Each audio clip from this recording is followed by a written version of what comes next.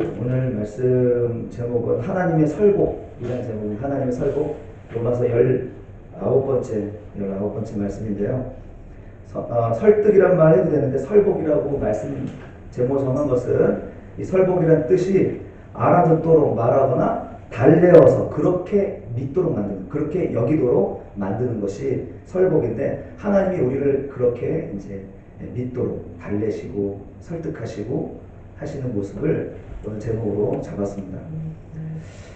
예, 오늘 우리 보통 열 에너지를 운동 에너지로 바꾸는 거 많이 배웠잖아요, 물리학 시간에. 그래서 우리가 잘 아시는 대로 열역학 1법칙은 에너지 보존의 법칙이라고 해가지고 에너지가 생성 소멸되지 않는 것을 얘기하죠. 그래서 이동은 하더라도 에너지의 그 총량은 일정하다 하는 것이 이제 열역학 1법칙입니다. 그런데 열역학 2법칙은 뭐냐면, 이 이동 중에 발생되는 손실이 있어요. 손실이 돼서 어디 사라지고 없는 게 아니라 이것을 물리학적으로 무질서라고 얘기하더라고요. 그래서 우리가 이제 에너지를 자꾸 이동하면 이동할수록 이 무질서 양이 점점 많아지는 거죠. 그것을 엔트로피라고 하더라고요. 그런데 이런 엔트로피가 많아지면 뭔가 비정상적인, 무질서적인 현상들이 일어난다는 거죠. 그래서 철학자 아리스토텔레스는 이런 소모되는 그 지구가 정말 오래도록 유지되고 지속되기 위해서는 아껴 쓰는 수밖에 없다. 열 에너지를 운동 에너지로 바꾸는 이런 많은 일들을 좀 줄이고 아끼는 수밖에 없다라고 얘기를 하거든요. 저는 그 말이 참 맞는 게, 우리가 지금 발전이라고 이야기하는 부분을 이야기할 때 이것이 과연 우리의 참 행복을 가져다 주는 것인가? 우리의 행복을 위하여서 얼마나 많은 고군분투하면서 지금 경제를 이루고 과학을 이루고 있습니까? 그런데 과연 이것이 행복일까? 이런 열역학 제1, 2법칙을 생각하면 사실은 총량은 줄어들지 않거든요. 총량은 줄어들지 않는데 이 이동 중에 생기는 그 비질서로 인하여서 오히려 재앙은 더 커지는 것이 아닌가 하는 생각을 하게 됩니다. 우리 이 지구 속에서, 지구 가운데서 일어나는 여러 가지 무질서, 바로 이런 것들이 우리가 다른 쪽으로 마치 풍선을 딱 누르면은 한쪽이 부풀어 오르지만 한쪽은 이렇게 축소되는 것처럼, 우리가 발전을 위해서 노력하는 것이 다른 한쪽에서는 괴멸을 일으키는, 불행을 일으키는 것은 아닌지 돌아보게 합니다. 근데 그 지구의 종말도 그렇지만 우리 개인의 종말도 마찬가지인 것 같습니다. 우리가 언제 어떻게 또 사고가 나거나 또 언제 어떻게 우리가 질병에 의해서 사망하게 될지, 우리 개인의 종말도 우리가 장담할 수 없는 그런 유한한 삶을 살고 있습니다. 정말 우리가 알려지지 않은 바이러스가 지금 이 주변에도 많이 있다는 거죠. 우리 몸의 면역체계가 그것을 견디고 이기고 있을 뿐이지, 단 하나라도 그 면역이 무너지고 침투에 들어오면 그냥 바로 우리는 죽음을 맞이할 수밖에 없는, 정말 파리 목숨에 불과한 그런 게 우리 인생이 아닌가 싶습니다. 우리가 이렇게, 사실 우리가 행복이라고 추구하면서 앞으로 전진하면서 가는 그 모든 것들이 과연 우리에게 행복을 가져다 주는가 하는 것에 대한 근본적인 질문을 하게 되는 거죠. 인류 문명의 과학이라든지 우리가 개인의 성취를 위하여서 노력하는 그것들이 과연 우리에게 행복을 줄 수 있느냐 하는 거잖아요. 여러분, 행복을 위해서 열심히 일하잖아요. 그렇죠? 행복을 위해서 열심히 자기 개발을 하는 거 아닙니까? 행복을 위해서 좀 더 편안한 삶을 살기 위해서 과학이 발전하는 거 아닙니까? 그런데 이것이 성경에서 볼 때는 거짓된 평안이고 거짓된 행복이라는 말을 하고 있습니다. 로마서 우리가 읽진 않았지만 우리 이제 오늘 본문을 보실 때 성경책에 로마서 4장과 창세기 15장을 이렇게 한번 좀 이렇게 손가락을 껴드시든지 아니면 빨간 줄 이렇게 넣어서 좀 표시해 주셨으면 좋겠어요. 자막이 안 되니까 그렇게 해주시면 좋겠고요. 로마서 우리 4장 그 전 본문 앞절에 보면은 6절에 다윗이 그 행복에 대한 이야기를 하거든요. 그 행복에 대해서 얘기를 합니다. 이처럼 공로가 없어도 하나님이 의롭다고 인정해주는 사람의 행복에 대해서 다윗은 이렇게 말하고 있습니다. 이건 현대어 성경으로 읽어드리는 거예요. 잘못을 용서받고 하나님이 죄를 덮어주시는 사람은 행복하다. 주께서 그 죄를 인정하지 않는 사람도 행복하다. 자, 지금 다윗은 지금 행복이 무엇인가에 대한 정의를 이야기하고 있는데, 자기가 노력해서 자기의 선한 선한 행위를 나타내면서 내가 행복하다라고 얘기하지 않고 위에서 하나님이 눈 감아주시고 가려주셨기 때문에 행복하다 이렇게 얘기하거든요. 행복에 대한 정의가 거기 살짝 등장하고 있습니다. 헬라어의 행복이라고 말하는 그 마카리오스라는 단어는요, 본래 의미가 뭐냐면 신들의 복이라는 뜻이에요. 신들의 복. blessing, 영어로 blessing인데 신들의 복. 위에서 흐른다는 거예요. 위에서 흐르는 거. 행복은 위에서 흐르는 거라는 거예요. 행복은 신들의 영역이라는 것입니다. 사람들이 만들어내는 게 아니라는 거예요.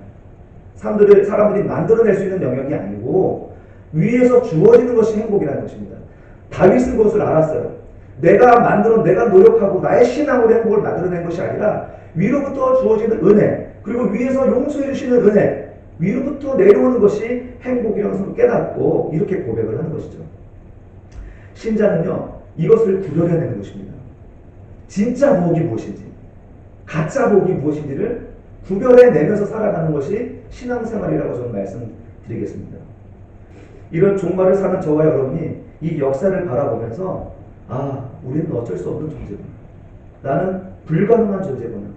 하나님 앞에서 의로울 수 없는 존재구나라는 것을 깨닫게 하는 것이 바로 로마서의 메시지입니다. 우리는 착각하는 것이요, 목회자라고 하면 굉장히 거룩하고 성스럽게 생각을 합니다. 더군다나 신이시라고 신자라고 하신 분들은 목사님 하면 대단히 높여주세요. 정말 괜찮은 사람일까요? 더군다나 큰 교회 목사님은요, 아마 등짝에 천사의 날개라도 있는 것처럼 여기시는 것 같아요. 얼마나 그 존경해주는 거 좋지만 그 사람이 의로울 수는 없어요. 우리가 의로운 것은 의로운 옷을 입었기 때문이에요. 우린 여전히 죄인이라는 사실을 놓쳐버리면 우리 신앙을 거꾸로 가는 것입니다. 다윗이 하나님 앞에서 범죄한 그 천인공노한 죄를 범한 때가 언제입니까? 그가 신앙을 시작하기 전이었습니까? 그가 믿음이 없었을 때입니까? 그의 믿음의 절정이었을 때 범죄를 했다는 사실이에요. 그것은 무엇을 얘기합니까? 우리 사람은 우리의 가능성이 존재하지 않다는 것을 다윗이 메시지에서 보여주는 것이죠. 우리는 마찬가지죠. 우리도 마찬가지입니다. 우리도 전에 저질렀던 죄가 지금도 여전히 새록새록 떠오르게 되고, 전에 터뜨렸던 분노가 다시 떠올라 기분 나쁘고 화나면 입에서 욕이 나오는 것이죠. 또 여전히 우리는 아름다운 아가씨들과 여인들을 보면 탐욕과 음란함을 또 가지게 되고, 또 여전히 물질의 노예로 살아가고 있는 나 자신을 보잖아요, 여러분. 아닌가요? 그렇잖아요. 우리가 신자와 불신자의 차이는 뭐냐면, 신자는 이것을 느끼면서 가슴을 친다는 거예요. 탄식한다는 사실입니다. 그러나 불신자들은 그 죄 가운데서 그 음란한 대로, 그 탐욕대로 살아가는 것입니다. 그러나 신자들은요, 오늘 좀 마음을 다 고쳐 잡았는데 다음날 또 실패, 그러면서 또 가슴을 치는 게 신자라는 말입니다. 이것이 신앙의 출발이라는 것입니다. 우리는 절대로 착해질 수 없어요. 욕심을 내려놓을 수 있는 존재가 아니라는 것입니다. 그런데 마치 우리가 욕심이 없는 사람이냐, 흥분하지 않는 성자이냐, 자기 의를 쌓으려고 한다면 그것은 하나님이 보실 때는, 주님이 보실 때는 가면에 불과한 것이죠. 유대인과 같은 사람인 것입니다. 예수님은 그런 유대인을 향해서 얼마나 신랄하게 비판했는지 여러분 기억하시죠? 회칠한 무덤이라고 얘기해요. 회칠한 무덤. 겉은 번지르하고 괜찮은 듯 하지만 그 안에 뭐가 있는 거예요? 시체가 있는 거예요. 시체가. 또 양의 탈은 독사 새끼라고, 독사의 자식들이라 이렇게 얘기하고 맹비난하시잖아요. 여러분, 교회가 존재하는 이유는요, 우리가 착하게 살고 살기 좋은 세상을 만들기 위해서 교회가 존재하는 게 아니고, 정말 교회가 존재하는 이유는 사람이 얼마나 약하고 불의하고 소망이 없는 존재인가를 폭로시키기 위해 존재하는 게 교회라는 사실입니다. 우리가 하나님 말씀 들을 때마다 우리 자신의 연약함을 드러낼 수밖에 없어요. 그 앞에 부끄러운 모습으로 엎드릴 수밖에 없는 것이 바로 우리들의 존재의 연약함입니다. 그것을 선포하는 것이 교회이기도 하고요. 그래서 하나님께서는 이 교회가 이 말 아래 두지 아니하시고 산 위에 두어서 온 세상을 밝히도록, 그래서 세상에 빛을 비추어서 그들의 모든 죄악을 폭로시키기 위하여서 교회를 두신 거라는 사실입니다. 그래서 어쩌라고요? 예수님만을 의지하라. 그분이 우리의 소망이 되신다는 사실을 믿고 의지하라고 우리에게 교회를 주시고 우리를 먼저 믿음을 주셔서 믿게 하셨다는 사실입니다. 사랑하는 성도 여러분, 우리 착해지려고 또 착해졌다고 자랑하지 마십시다. 우리 또 넘어질 거예요. 내일이면 또 실패할 겁니다. 그때 우리는 우리 가슴을 치면서 탄식하면서 위에 계신 하나님을 생각하십시다. 그때 우리가 다윗이 고백한 것처럼 참 행복이 무엇인지, 하나님이 용서해 주시는구나, 눈 감아 주시는구나, 기록하지 않는구나 하는 것에 대한 그 참 행복이 무엇인지, 신앙생활의 참 맛을 경험하게 될 줄로 믿습니다. 로마서는 계속 같은 얘기를 반복하고 있습니다. 우리가 지난주에 설교할 때도 아브라함의 믿음이 뭐라고 했습니까? 하나님이 이 별과 같이 별을 보여주시면서 별과 같이 너의 자손이 이렇게 많아질 거야, 이렇게 되어질 것을 믿은 것이 아니라고 했죠. 이렇게 되어질 것을 믿은 게 아니라 여호와를 믿었기 때문에 하나님이 의로 여겨주신 거예요. 단지 여호와를 믿은 거예요. 아브라함은 되어질 일을 믿지 않았어요. 자손을 이렇게 많이 주시겠다고 하는 말씀을 믿지 않았어요. 다 읽어드렸으면 좋겠는데 혹시 길어질 것 같아가지고 일부에 그때 좀 길어지더라고요. 아브라함은 99세 되어서도 하나님께서 내년 이맘때에 너에게 아들이 있을 것이다 라고 얘기했을 때 사라와 더불어 웃었어요. 믿었다는 겁니까? 안 믿었다는 겁니까? 되어질 일을 믿지 않았어요. 그런데 그게 무슨 아브라함의 믿음이라는 거예요. 아브라함은 단지 그냥 그 하나님을 믿은 거예요. 그러나 하나님이 약속하신 그 말씀은 믿지 못했어요. 우리랑 뭐 다를 게 없는 거예요. 아브라함의 믿을 만한 게 도대체 뭡니까? 그 믿음이 대단해 보입니까? 아브라함의 믿음의 자손이라고 해서 우리가 거기에 의지할 게 뭐가 있습니까 도대체? 성경을 보면은 아브라함이 하나님 믿을 구석이 없어요. 근데 하나님 그 믿음을 그가 믿은 것을 의로 여겼대요. 하나님 도대체 뭘 보시고 그를 의롭다고 여겨주시는 건가? 내용을 보면 하나도 안 믿었거든요. 하나님. 그러나 하나님은 아브라함은 하나님을 믿었다는 것, 단지 하나님을 믿었다는 것, 그 말씀을 믿지 못했지만 그래도 하나님이 어떻게 하시겠지 하는 그런 작은 믿음을 의로 여겨주셨다는 것, 그리고 그 하나님 앞에서 그런 믿음만 기록이 된다는 것이죠.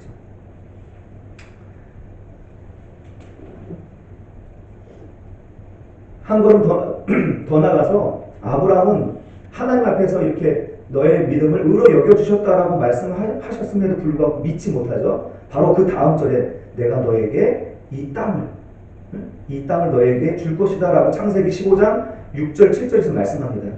그랬더니 8절에서 아브라함이 믿지를 못해요. 그러니까 하나님이 그에게 말씀하십니다. 읽어드릴게요.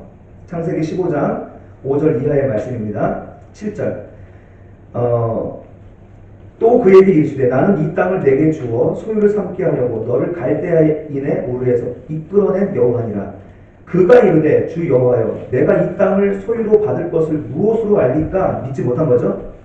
믿지 못하는 거예요. 하나님은 방금 그렇게 별을 보여주면서 너의 자손 이와 같이 많을 것이야 라고 얘기했는데 믿지 못하는 거죠. 9절에서 하나님이 말씀하십니다. 여호와께서 그에게 이르시되 나를 위하여 3년 된 암소와 3년 된 암연소와 3년 된 숫양과 산비둘기와 집비둘기 새끼를 가져올지니라. 아브라함이 그 모든 것을 가져다가 그 중간을 쪼개고 그 쪼갠 것을 마주 대하여 놓고 그 새는 쪼개지 아니하며 솔개가 그 사체 위에 내릴 때에는 아브라함이 쫓았더라. 지금 이제 하나님께서 짐승들을 준비하라고 하고 그 짐승들을 반으로 쪼개는 거예요. 이게 뭐냐면 고대에 그 국가 간의 조약이나 아니면 부족 간의 계약을 할 때에 하던 행위예요. 하나님께서 그것을 지금 아브라함과 하는 거죠. 그래서 쪼갠 고개 사이에서 고대 근동에서는 이제 계약 당사자가 손을 잡고 그 고개 사이를 지나갑니다. 그게 무슨 말이에요? 어떤 메시지겠어요? 우리가 약속을 지키지 않으면, 언약을 지키지 않으면 이 짐승처럼 쪼개지고 물과 피를 다 쏟게 될 거야 라는 것을 말씀하고 있는 거죠. 그래서 양 국가 대표가 같이 지나가거나 아니면 약소 국가 아니면 약소 부족이 한 사람이 지나가는 거, 그렇죠? 강한 사람이 갈 이유가 없잖아요. 그렇지 않습니까? 강한 사람이 그 계약을 이행할 의무가 없잖아요. 그러니까 시민 통치하는 사람 입장에서는 약한 자의 대표가 지나가는 거예요. 너 이 말 지키지 않으면 넌 이렇게 죽게 될 거야 라고 말하는 것이죠. 그런데 오늘 17절, 15장 17절 한번 눌러보시겠어요? 해가 져서 어두울 때 연기나는 화로가 보이며 타는 횃불, 바로 하나님의 임재를 상징하는 거예요. 하나님을 상징하는 것이죠. 타는 횃불이 쪼갠 고기 사이로 지나더라. 자, 이 고기 사이로 아브라함과 하나님이 함께 지나갔습니까? 아브라함은 지나가지 않았습니다. 하나님 홀로 이 쪼갠 고기 사이로 지나가시는 거예요. 무슨 말씀하시는 거죠? 지금 하나님이 내가 이 언약을 너든 나든 지키지 못하면 내가 이 고기처럼 쪼개지겠다라고 말씀하는 거 아니겠습니까?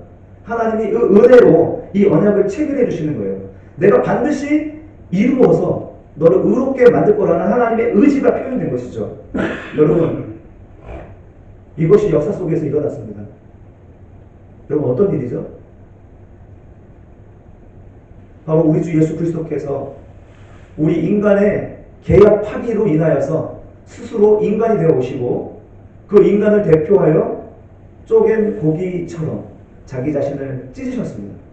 그리고 그 쪼갠 고기들처럼 그 물과 피를 다 쏟아서 우리의 모든 계약 파기한 모든 죄악들과 허물들을 짊어지시고 저주받으신 것이 바로 십자가의 사건입니다.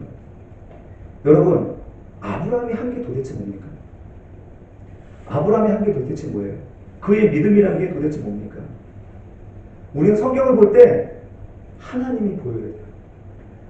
하나님의 열심, 하나님의 설득, 우리를 이해해 주시고 설득해 주시고 또 설명해 주시고 또 이해할 수 있도록 가르쳐 주시고 보여주시는 하나님이 보여야 되는 거죠. 그래서 믿을 수 있도록 우리를 설복하시는 하나님이 보여져야 되는 것입니다. 여러분, 이 하나님의 열정이 보입니까? 여러분, 바로 하나님께서 오늘 저와 여러분에게 이와 같이 동일하게 우리에게 역사하신다는 사실을 우리는 잊으시면 안 되겠습니다. 오늘 이 아브라함에게 주신 이 믿음, 이런 믿음을 의롭게 여겨주시는 것은 아브라함만을 위한 것이 아니라고 말씀합니다. 우리 본문에 4장 22, 23, 24절을 한번 같이 읽었으면 좋겠습니다. 로마서 4장 23, 24절 시작. 그에게 의로 여겨졌다 기록된 것은 아브라함만 위한 것이 아니요 의로 여기심을 받을 우리도 위함이니 곧 예수 우리 주를 죽은 자 가운데서 살리신 이를 믿는 자니라. 아멘. 예, 하나님께서 아브라함이 정말 말도 안 되는 그 터무니없는 그 믿음을 의롭게 여겨주신 그 사건은 아브라함만을 위한 게 아니었다는 것입니다. 연약하고 부족한 우리들의 믿음을 위하여서 하나님이 아브라함을 들어 쓰신 거고, 그를 통하여서 우리도 하나님이 그와 같이 그 하나님의 설복을 통하여서 우리를 의롭게 여겨주시겠다는 하나님의 의지가 담겨 있는 줄로 믿습니다. 사랑하는 성도 여러분, 우리 자신을 한번 생각해 봤으면 좋겠습니다. 하나님이 나타나셔서 하나님의 믿음을 보여주어도 잘 믿지 못했잖아요, 아브라함은. 그런데 우리가 뭐라고 알지도 듣지도 보지도 못한 예수를 어떻게 믿었습니까? 그가 하나님의 아들이심을 여러분 어떻게 믿습니까? 그가 다시 살아나실 것을, 부활하실 것을 여러분 어떻게 믿으십니까? 여러분, 그런데 믿어지잖아요. 여러분 믿어지십니까? 여러분 믿어지잖아요. 여러분, 아브라함보다 우리가 좋은 믿음 아닌가요? 아브라함은 하나님의 음성을 듣고 계속 그를 이끌어서 말씀을 주시는 그 아브라함, 하나님을 믿지 못했지만 우리 믿어지잖아요. 보지도 못한 예수님이 믿어지잖아요. 여러분, 이게 우리가 바랄 수 없는 가운데 믿는 믿음입니다. 지금 로마서에서 사도 바울은 아브라함을 평가할 때 바랄 수 없는 중에 믿었고 그의 믿음이 연약해지지 않았다라고 얘기하는데 천만의 말씀이 아니거든요. 사도 바울은 하나님의 관점에서 아브라함을 지금 설명하고 있는 거예요. 그런데 우리야말로 정말 보지도 못하고 듣지도 못하고 알지도 못하는 예수 그리스도, 그분의 하나님 되심과 부활하심을 우리가 어떻게 믿냐 이 말입니다. 우리야말로 바랄 수 없는 등의 믿는 믿음이 인 줄로 믿습니다. 히브리서 11장 1절에 믿음은 바라는 것들의 실상이요 보이지 않는 것들의 증거라고 얘기합니다. 무슨 말이냐? 보이지 않는 것을 믿는 게 믿음이라는 거죠. 믿을 수 없는 것을 믿는 게 믿음이라는 거예요. 우리야말로 지금 그러잖아요. 보이지 않는 것을 지금 믿고 있잖아요. 들리지도 않는 것을 지금 듣고 있잖아요. 그리고 믿을 수 없는 것, 상식적으로 믿을 수 없는 것을 여러분 믿고 있어요. 우리의 믿음은 아브라함보다 조금도 못하지 않습니다. 우리의 믿음은 아브라함보다 하나님께서 더 좋은 믿음을 우리에게 허락하여 주셨습니다. 우리의 믿음은 그러므로 우리의 믿음을 자랑하기보다는 우리에게 믿음을 주시고 그 믿음을 온전케 하신 주님을 바라보는 것이 우리들의 신앙생활인 줄 믿습니다. 우리가 한 가지 더 생각해 볼 것이 뭐냐면 이 바랄 수 없는 믿음, 보이지 않는 것을 믿는 믿음이 언제 격발되냐 하는 것입니다. 그 믿음은 쉽게 생기지 않습니다. 왜냐하면 누구든지 자기 자신이 부인되는 것을 원하지 않기 때문에. 하나님은 계속 우리를 자기 자신 부인시키거든요. 사람은 바라는 것이 있으면, 가능성이 단 1%만이라도 있으면 자기가 해보려는 노력을, 그런 시도를 포기하지 않습니다. 이것이 인간의 죄성이라는 것이죠. 그런 가운데 보이지 않는 것을 어떻게 믿고 어떻게 바랄 수 있겠습니까? 그런데 하나님이 사랑하는 사람들을 철저하게 그 가능성들을 잘라내신다는 사실입니다. 여러분, 우리가 예수 믿은 후에 예수 믿지 않는 자들과 달라지는 것이 있다면요, 우리가 하고 싶은 일이 막힌다는 사실입니다. 우리가 하고 싶은 일들이 되어지는 게 아니라요, 우리가 하고 싶은 일을 못하게 된다니까요. 속으로 지금 사기당했다 이런 생각이 드시나요? 하나님께서는 우리에게 우리의 가능성들을 계속 잘라내십니다. 아브라함도 마찬가지예요. 아브라함도 계속 가능성을 찾잖아요. 처음엔 엘리멜렉을 찾기도 하고 또 조카 롯을 찾기도 하고 그 가능성을 계속 열어보잖아요. 그러다가 80세가 넘었는데 그때 또 어떤 가능성을 붙잡습니까? 하갈이라는 여자를 붙잡고 거기서 이스마엘을 낳잖아요. 하나님 계속, 사람은 가능성 있으면 계속 붙잡는 거예요. 기다리지 못하고. 그런데 하나님은 어떻게 좋지합니까? 하갈을 얻어서 이스마엘을 낳으니까 하나님께서 99세 때 그의 생식기를 잘라버립니다. 그게 할례예요. 할례는 우리가 말한 대로 소위 의학적으로 생각할 게 아니라 우리 성경적으로, 성경신학적으로 볼 때 그런 생식기의 죽음을 의미하는 것입니다. 아이를 낳을 수 없음을 상징하는 거예요. 그리고 거기에다가 사라의 경수도 끊어졌다고 얘기합니다. 하나님은 모든 것을 다 잘라내시는 거예요. 다 잘라내시는 거예요. 우리가 신앙인이 된다는 것은 하나님이 이렇게 다 잘라내시는 과정을 겪게 된다는 거예요. 그래서 구속으로 몰고 가서 어떻게 해요? 하나님만 보게 하시기 위해서. 하나님만 보게 하게 하시기 위해서 하나님은 우리의 모든 가능성들을 다 잘라내시는 거예요. 내가 하고 싶은 것을 못하게 한다니까요. 이게 하나님이 사랑하는 사람의 숙명입니다. 하나님은 반드시 그렇게 하실 것입니다. 그런데 여러분, 거기에 축복이 있습니다. 코너에 몰고 가고 그리고 죽이고 몰고 가서 거기서 죽이고 멸망하기 위해서 하나님이 코너에 몰고 가는 게 아니라 하나님 안에 풍성함을 주시기 위해서 그렇게 하신 것입니다.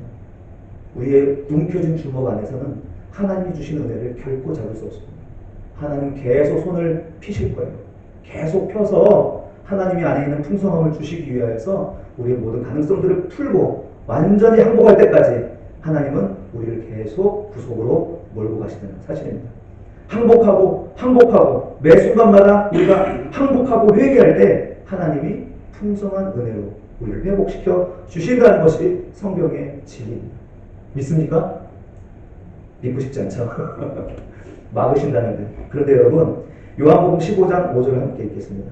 요한복음 15장 5절 한번 같이 펴보실까요? 이제 마치겠습니다. 요한복음 15장 5절. 잘 아시는 구절이에요. 찾았어요? 같이 하겠습니다. 시작. 나는 포도나무요 너희는 가지라. 그가 내 안에 내가 그 안에 거하면 사람이 열매를 많이 맺나니 나를 떠나서는 너희가 아무것도 할 수 없습니다. 아멘. 사람의 존재가 어떤 존재인지 나오죠? 사람은요, 아무것도 할 수 없어요. 아무 열매도 맺을 수 없는 존재예요. 우리의 존재가 그렇다니까요. 우리가 열매를 맺으려고 노력해봤자 헛수고라는 것을 얘기하는 거예요. 그러면 우리가 어떻게 해야 열매를 맺느냐? 주 안에 거하는 것입니다. 그냥 가지로서 붙어 있는 것입니다. 내가 무엇을 하려고 노력하는 게 아니고 주 안에 있기만 하면 된다는 사실입니다. 그렇게 하나님 안에 있도록 하기 위해서 계속 하나님은 우리를 두 손으로 몰아내시고 그리고 계속 잘라내시는 거예요. 그런데 놀라운 것은 뭐냐면 이제 내가 두 손을 피고 하나님께 항복하니까 정확하게 내가 원하는 것에 30배의 일이 일어나는 거예요. 내가 원하는 거에 60배의 일들이 일어나는 거예요. 내가 원하는 거에 100배의 일들이 일어나는 거예요. 여러분, 이 열매는 내가 맺는 게 아닙니다. 가지에 붙어 있으면 그냥 맺혀지는 열매예요. 하나님은 우리가 움켜쥐고 있는 상황에서는 절대로 줄 수가 없는 거예요. 주고 싶어도 줄 수가 없는 거예요. 그래서 하나님께서 우리를 가능성을 잘라낸다는 사실을 여러분 잊지 마십시오. 이것이 위로부터 주는 은혜이며 신자가 누리는 행복인 줄로 믿습니다. 여러분, 가짜 행복을 위해서 동분서주하지 마십시다. 나를 부인하고 나를 구속으로 몰고 가서 나를 내려놓게 하시는 하나님의 손길에 우리가 두 손을 쫙 펴고 항복하여서 하나님의 경영, 하나님의 인도함으로 풍성한 삶을 누리시는 저와 여러분이 되시기를 주님의 이름으로 축원합니다. 아멘.